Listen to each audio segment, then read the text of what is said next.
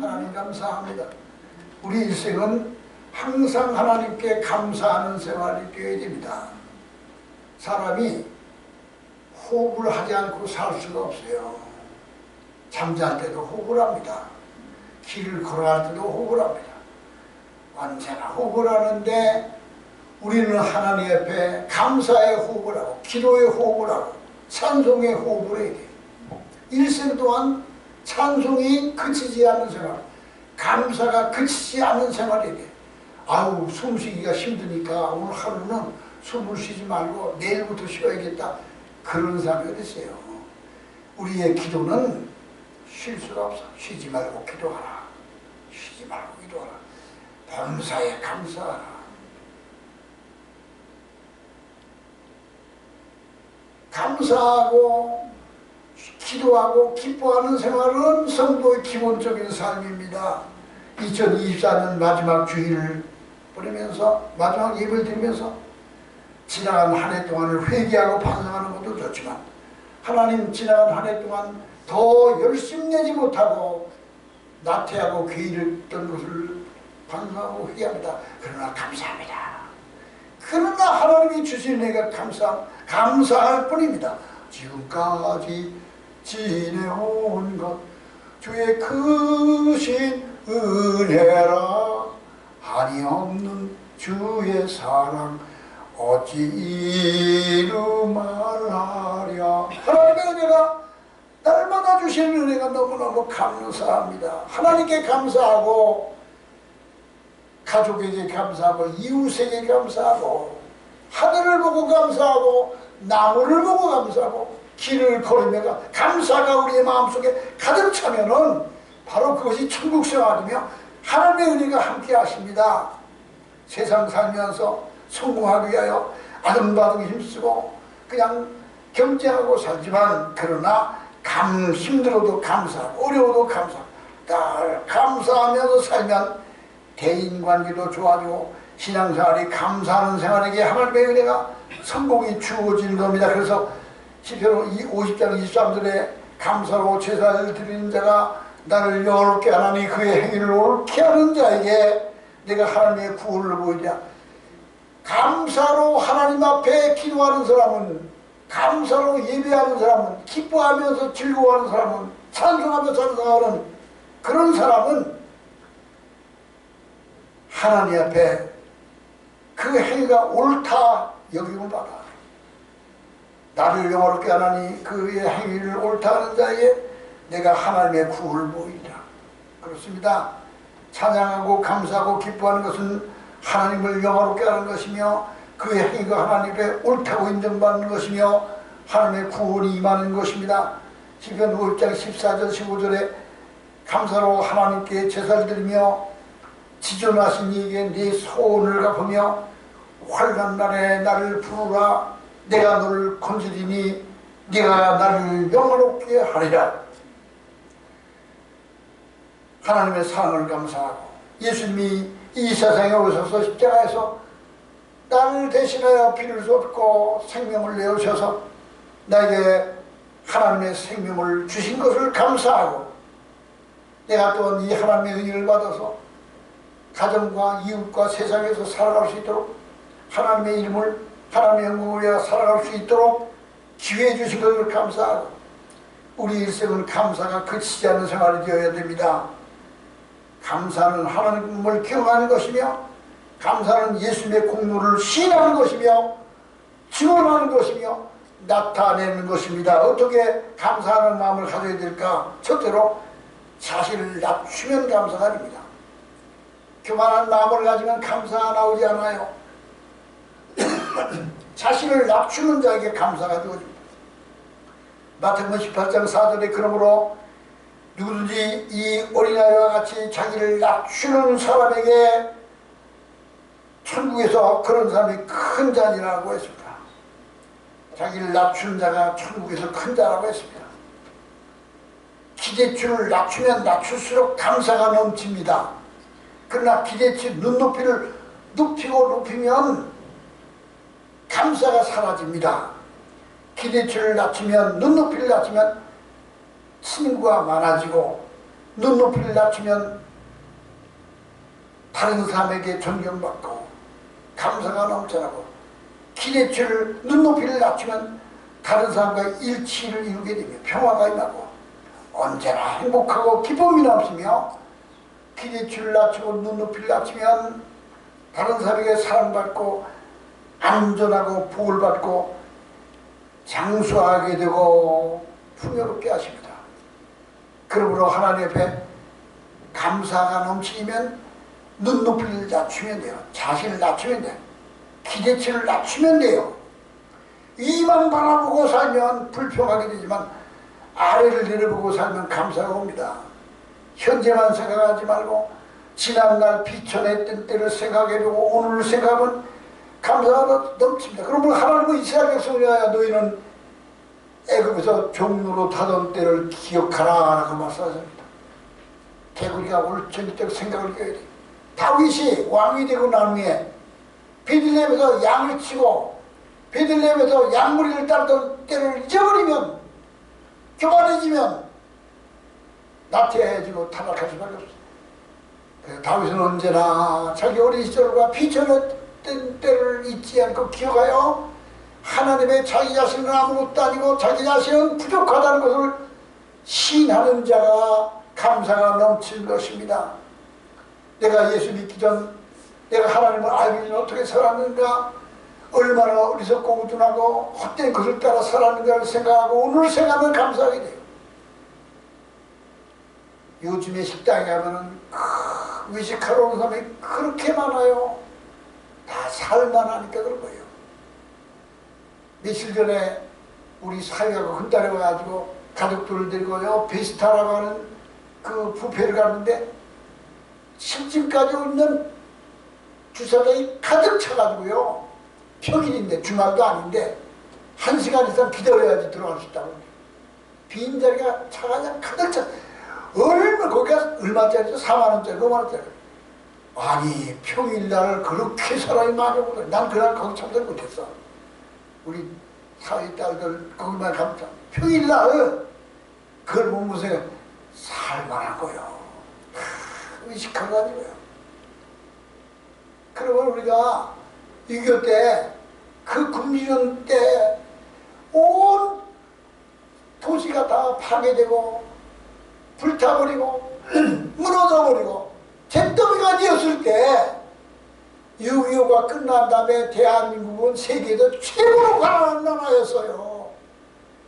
해방 이후에 그 가난하던 시절에 다시 전쟁의 참화로 폭격을 맞고 불타버리고 부서지고 생활이 다 산산조각이 난 그때 한국이 얼마나 가난했어요. 그때를 생각해보면 오늘날 우리는 감사.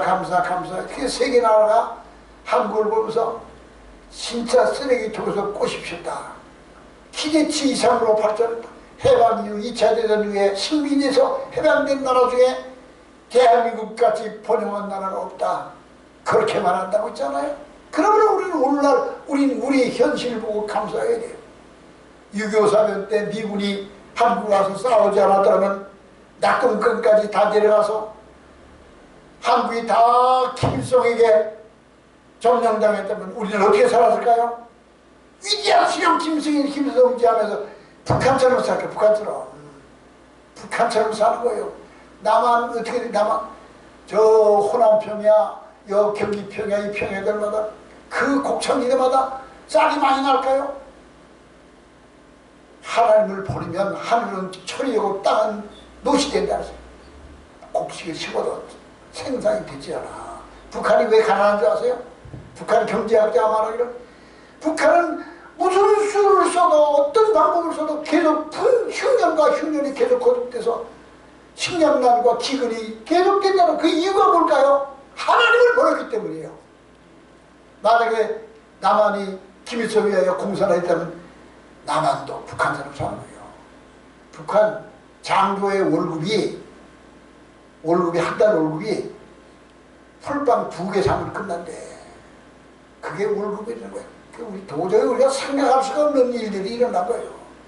그래서 북한으로 풍선 보내기 운동을 하는 박상학이라는 사람이 풍선에다가 1달러짜리 지폐를 갖다 넣어서 날려버리면 북한에서 그 1달러짜리 잡으면 찾으면요 몇 달 월급보다 더 많은 게 생긴다는 거예요.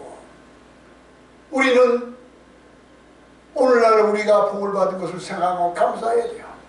기대치를 낮추면 감사가 넘치게 돼요. 행복해지게 되는 거예요. 위만 바라보면 잘 사는 사람을 보세요. 나는 왜 좋은 차를 못 타고, 나는 왜 새 차를 못 타고, 나는 왜 좋은 아파트도 못 사고, 그러나 나는 명품을 입고 다니나. 그리고 높은데 기대치를 높이면은 불편하게 되는 거야. 아이고 나는 맨날 중고차만 사네. 아우 난 아파트도 못 사네. 그런 소리 하지 마. 6.25 때 그 판단, 저기 부산에 내려온 피난민들이 그냥 고독길을 놓고 지붕을 가리고, 그때 비닐가 어딨어. 그리고 거기 속에서 살던 그때 생각하면 우리가 얼마나 잘서. 제가요 군대를 가가지고 68년도 전방에 김인정을 넘어왔을 때 68년도 1월 21일 날 무장공비 33명이 청와대 박정희를 죽이려고 넘어오다 미아리 꼭에다 쫓겨가지고 다 도망가고 두 놈이 살았어. 잡혔어. 세 놈이 잡혔어. 세 놈이. 그때 우리나라 정부에서 막 도망갈 때 세 놈 가운데 김인정이라는 사람은 전향을 하고 두 놈이 있는데 한 사람을 보는 앞에서 머리를 작게 넣고 잘랐어. 그게 머리가 펄쩍펄쩍 뛰는 거야. 피가 확 솟지고. 그놈한테 너 빨리 대답해. 너 북한에 가서 우리 정보리 되냐? 너도 죽을 거야. 걔가 그 이름이 얼결에 대답을 했어. 아, 빨리 가. 그리고 막 쫓아버렸어. 빨리 너 도망가는 거 쫓아 빨리 북한에 가버려. 그 북한에 갔어. 근데 이 사람은 거기서 전향하겠다고 대답한 것이 늘 걸린 거예요. 북한에 가서 그 남한에 가서 공력을 해고 올라왔다고 그냥 막 진급을 하는데 남한에서 자기가 전향했다는 거 시인한 것 그 때문에 계속 들어가고 사고를 치고 술 마시고 그래도 계속 올라갔어. 근데 언제 그가 처형당했는가? 김대중이가 정권을 잡고서 북한에 있는 남한의 휴먼티들 간첩들을 명단 다 넘겨줬어. 국가정보원에 있던 대남물 간첩을 잡는 전문 그 대공용들 뭐 600몇십 명을 다 그냥 어떻게 그들을 잘랐는가? 출근하지 말고 가택 근무하라. 그리고 집에서 근무하라. 출근. 그리고 북한 내 그 간첩 잡는 용어들은 모두 다 그냥 날려버렸어. 그런데 그 당시에 김정일이한테 명단을 딱 하니까 야 이놈 왜 사고를 친 줄 알고 이제 알았구나. 그 당시에 북한에 있는 휴무들 수백 명이 다 처형당해버렸어요. 이게 그때 김준호 올 때 제가 전방에 들어가서 근무를 하는데 북한군처럼 8주 동안을 따볼 뺑기고 모래주머니 차고 매일같이 그 추운 겨울날 1월 달에 산악을 뛰는 하루에 12km씩 뛰는 훈련하고 그리고 자재 배치돼서 딱 들어가 디무진에 들어가는데 디무진에 수색경찰용으로 들어가 MP 민정경찰로 들어가는데 딱 들어가니까 우리 막사가 없어. 우리가 거주해 있는 천막도 없어. 어떻게 했는지 아세요? 9명 일기에 분대식 짝을 져서 한탄강 옆에 땅을 막 파가지고 돌을 쌓고 띠땅을 쌓고 한 다음에 그 위에다가 나무떼기를 걸치고 판초를 덮고 흙을 덮어. 그 속에 매트를 깔고 7명이 9명이 거기서 자. 땅 쏟아져 뛰니까 처음 내가 전방에 들어왔을 때 그리고 밥을 어디가 중대본부에 가서 밥을 얻어 먹고 한탕에 가서 시킨 수 있고 내가 사진 찍은 게 지금도 있어. 야 그리고 낮에는 여기다 철모에다 탁 나무걸 꽂고 그리고 여기다 방탄조끼 입고 지뢰탄기를 입고 김조 때문에 그 디모지를 수색경찰 다녀. 밤에는 어두워지기 시작하면 얼굴도 검을 치게. 왜 얼굴에서 소리가 나온다니까. 이 예반소총에 철이 있는 부분은 다 흙을 쌓아. 그리고 9명이 은밀하게 가만히 들어서 군사국에서 앞에 한 100m, 50m 앞에 가서 야간 잠복을 하는데 야간 잠복할 때 아주 낮은 자리에 깊은 운동에 숨어 있어야 하늘을 봐야 저기 오는 게 보인다고. 그렇게 군대 생활했어요. 그걸 지금 생각해보세요. 아니 그 당시에 막사가 없어서 땅을 파고 또 토를 파고 거기서 군대 생활했어. 지금은 어떤지 아세요? 제가 노담에서 요즘 가보면요, 훈련병들 배식을요, 부패식이야. 밥 돋아다 먹고 많이 걷어다 먹고. 제가 논살면서, 저도 논살서 나는데 훈련 받을 때 밥을 조금 줘가지고 밥 많이 받으려고 그냥 세상에 얼마나 지금 우리가 살기 좋은 시대를 살고 있어요. 군대 요즘에 나온 군인들 1등병, 2등병, 3등병이 100만원, 병장이 200만원으로 올라왔대. 200만원. 그러니까 얘네들이 20개월이니까 200만원 해봐야 4천만원 군대 가라고 목돈 챙겨 나가라고 준 거야. 사실은 뭐 나쁜 건 아니야. 병장 200만원 월급을 채워주고 상병은 150만원, 뭐 1등병을 이야, 제가 시내버스 타고 딱 1등병 달고 내려보니까 키가 남은 거 그거 건장한 녀석인데 손을 잡고 손을 보니까 손이 여자 손 같아. 얼마나 본지 섬섬옥수야. 아우, 야, 너가 그 손 가지고 그때 말하냐. 얼굴에 힘을 가지고 그냥 아주 귀족 같아. 군생활은 그렇게 돼버렸어. 세상이 얼마나 살기 좋은 나라가 된다. 우리나라의 방산무기가요, 저 유럽에서 그냥 히트를 쳐요. 그냥 독일산 무기, 어디 프랑스 무기, 러시아 무기, 미국의 무기는 한국을 따라오지 못해. 그냥 한국 무기가 그렇게 전투기도 K-21, KF-22라는 전투기는 미국의 5세대 전투기보다 못하잖아요. 중국제 한국의 무기가 팔리면서부터 중국 무기는 수출이 올스톱이 돼버렸어. 왜? 전부 깡통이야, 중국 무기는. 그래서 지금 군사 전문가가 말하기를 한국과 중국이 전쟁부터 누가 이기느냐? 절대로 중국이 한국을 이기지 못한다는 거예요. 현무 5, 현무 6라는 그 미사일은요, 운동장 5개를 다 파괴한다는 거예요. 어머! 행복의 수준이 행복. 그거를 북한에, 중국에, 우리나라 사거리가 2,000km, 1,000km 되잖아. 중국에 어디든지 다 현무를 때릴 수 있어. 그러면 100발만 중국이 떨어지면 중국 무기가 끝나버려. 중국이 절대로 못 이긴다는 거예요. 중국 무기는 전부 짝퉁이야. 전부 그냥 엉터리야. 그냥 스펙을 막 올리는데 하나도 기능이 안 돼. 한국이 이렇게 좋은 살기 좋은 나라가 됐어요. 그러면 우리는 기대치를 낮추면 감사해요.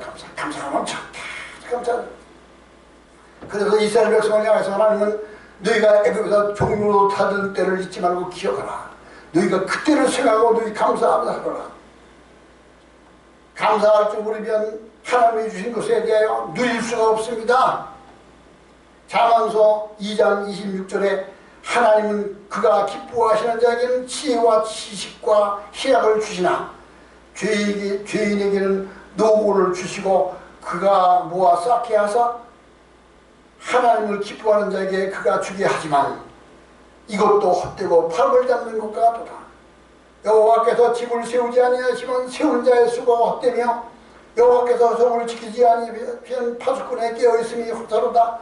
너희가 일찍이 누우며 늦게 일어나며 수고의 떡을 먹으며 헛되도다.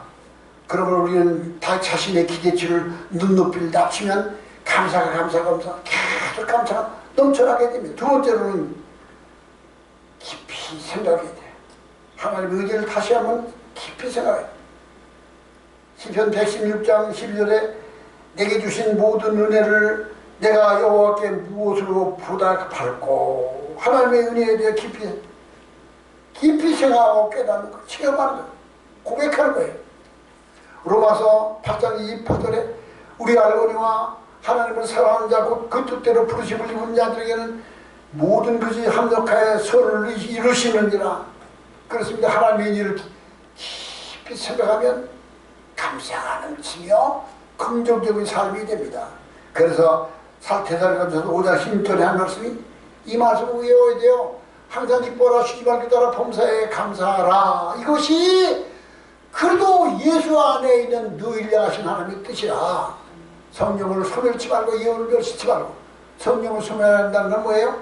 하나님의 은혜 잊어버리지 말고 하나님의 예언을 멸시치 말고 받은 은혜 말씀 들은 걸 잊어버리지 마.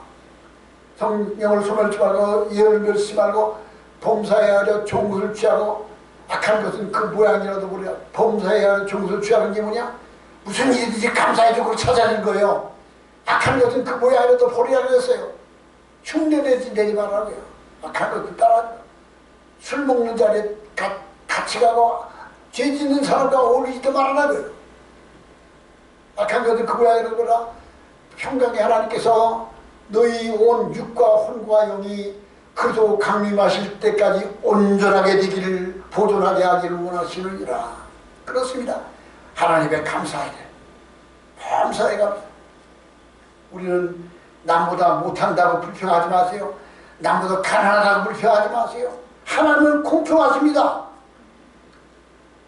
호랑이는 날카로운 이빨과 발톱이 있지만 소는 날카로운 뿔이 있습니다. 호랑이는 뿔이 없습니다.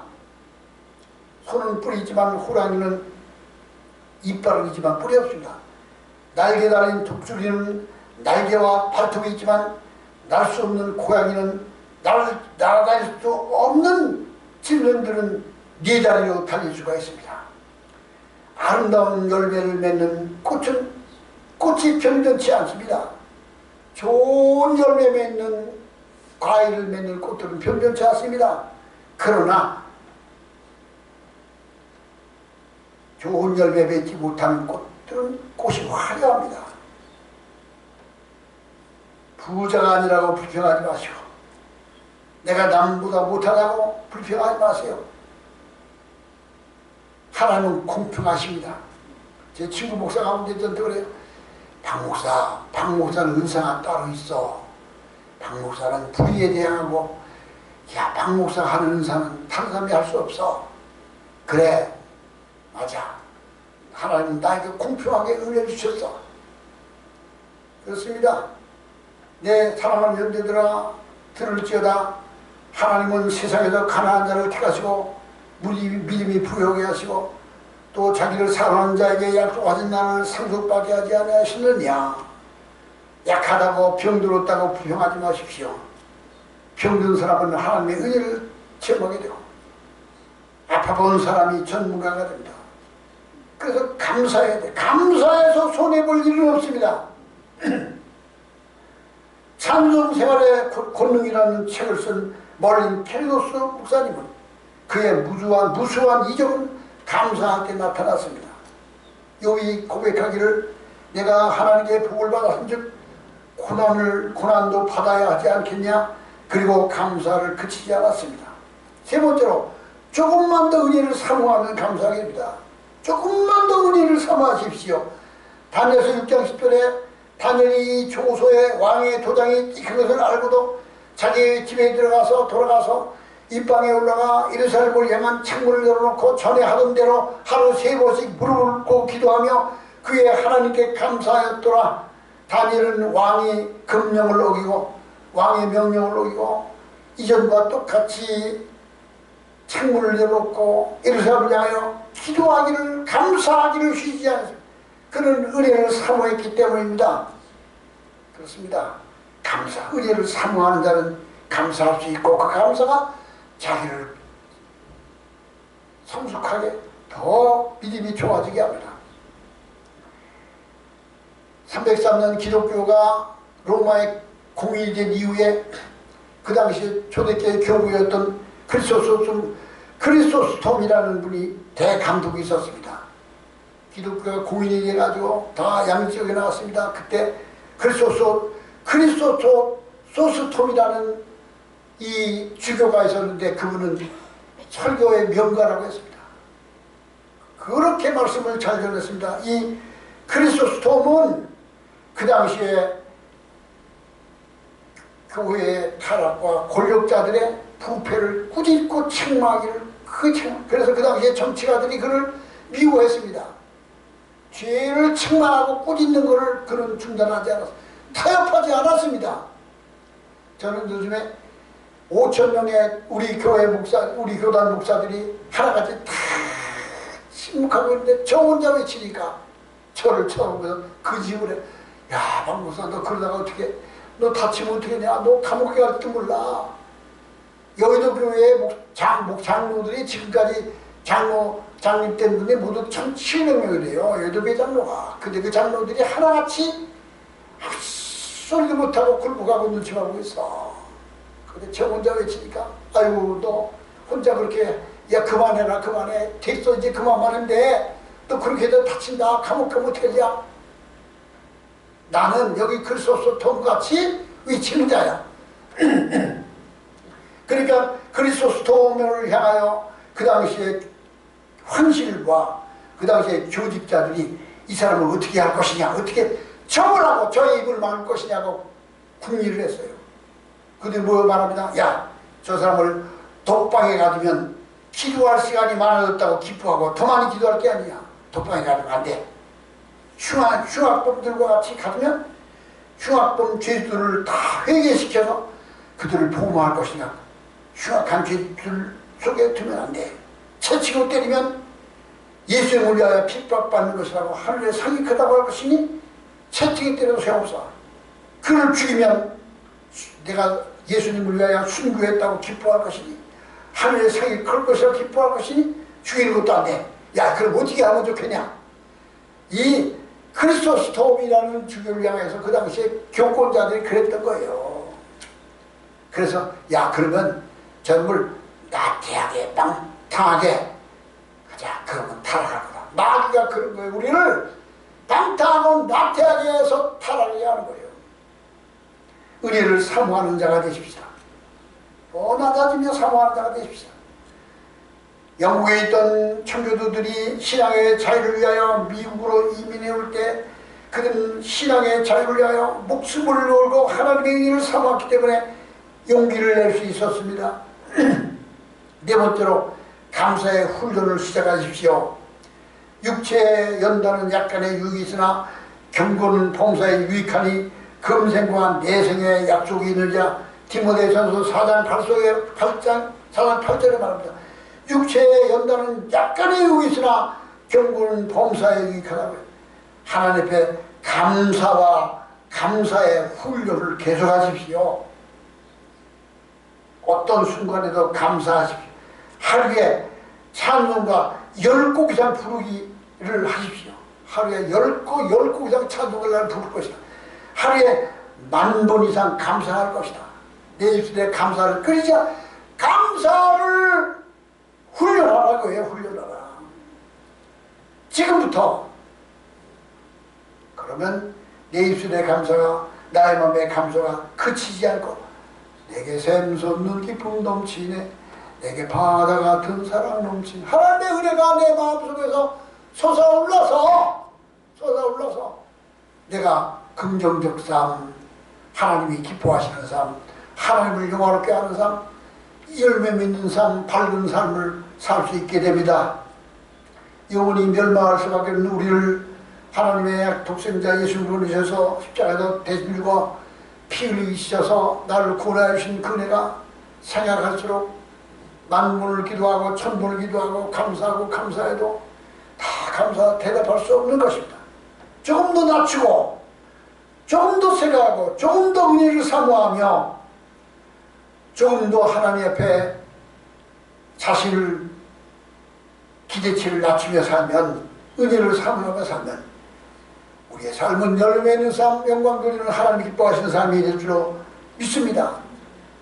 이제 한 해를 보내며 새해를 맞이하는 우리들 감사가 그치지 않는 하나님을 영화롭게 하는 복된 삶이 되기를 주의 이름으로 축원합니다. 기도하십시다.